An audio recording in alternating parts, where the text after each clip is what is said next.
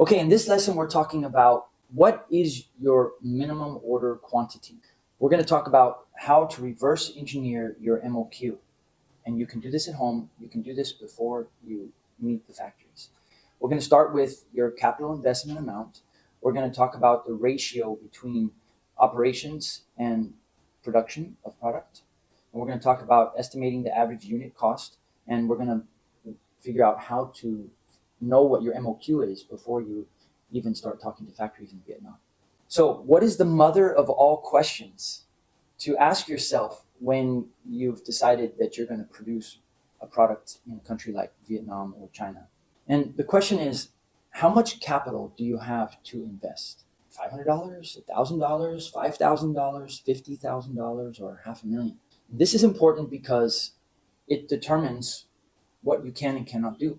The first thing you have to do is be realistic and understand that you got to take that capital investment amount and split it into two parts. How much will you spend on making product, and how much will you spend on operations or running the business?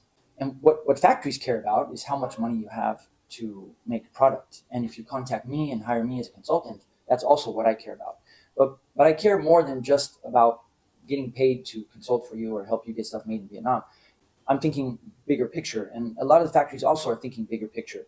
They don't want to produce for you, but then you're not able to sell.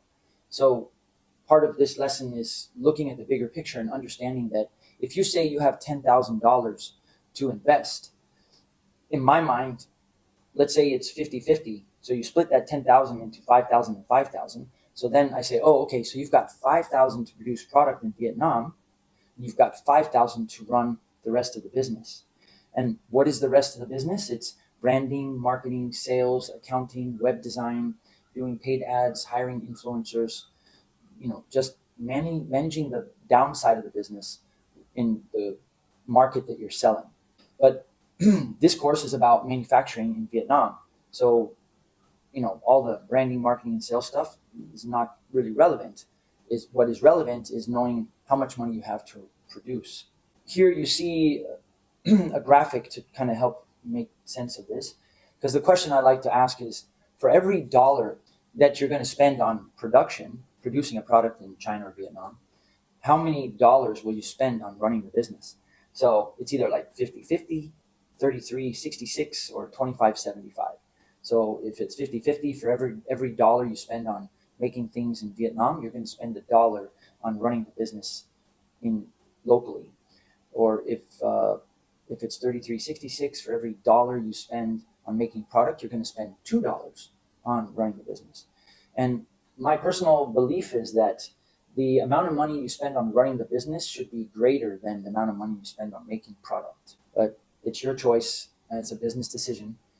But from the consultant point of view or from the factory's point of view, all they care about is how much money you have to produce products. So I know how much money I have to make product. Why is that important?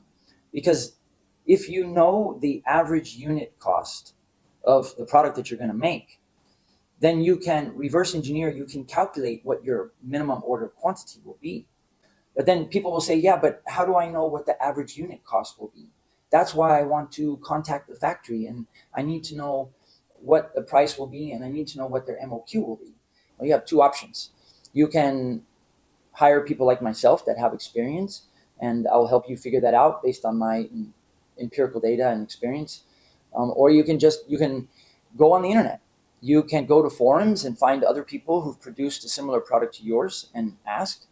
Or you can use artificial intelligence, ChatGPT. For example, here you see I'm using perplexity.ai, and I just asked, what is the average manufacturing cost of a 100% polyester yoga pant for a woman made in China? And I got this answer where it gives a cost breakdown. Basically, perplexity.ai searches the whole internet and finds at least 5 to 10 web pages that are focused on this topic, and then summarizes what it found on all those web pages. And here you can see it breaks it down by material cost, labor cost, overhead, shipping, customization, and design. And then it gives you a table. And if you notice at the very bottom, it says total estimated cost between 5 to 10. Okay, well, that's a huge range. True. Well, if you're producing for Walmart, then the yoga pant would probably be closer to $5. But if you're in Beverly Hills and you're producing yoga pants for celebrities, and it has to be high quality with all kinds of bells and whistles, then it'll most likely be closer to 10. But if you want just an average unit cost, you just take the average between 5 and 10, which is somewhere in the middle, maybe 7.5. And here's an example. So I assumed 6.6. So follow along in this logical flow. Starting with your capital amount, let's say you have $100,000, and you're going to, for every dollar you spend on production, you spend $2 on running the business. So that means you have 33% of your 100,000 to make product. That's $33,000. Then you assume that the average price for your product to be made in Vietnam is $6.60. So you take $33,000 divided by 6.6, and you get 5,000 pieces as your MOQ. And this is very valuable information. So if you go to the factory, assuming you've got the $100,000 and you're only doing one style, if you ask the factory what's your MOQ and they tell you it's 2,000 pieces, well, then you know you're good because you want to make 5,000. But if you do this math, like let's say you only have $5,000, and then you split that into the amount of money for production and development, overhead, running the business, and you still have that same average unit price, then your MOQ might be, say, 800. But the factory tells you their MOQ is 1,000. Well, then that's an all stop. That's a problem.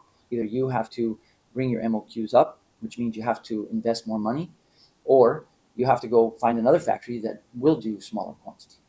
So that's why this is important. And I recommend you do it before you start contacting factories in Vietnam.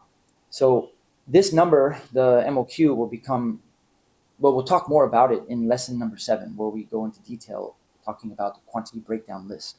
So in summary, know how much capital you have, know how much money you have for production, know the average unit cost, calculate your total pieces, and that gives you your total MOQ.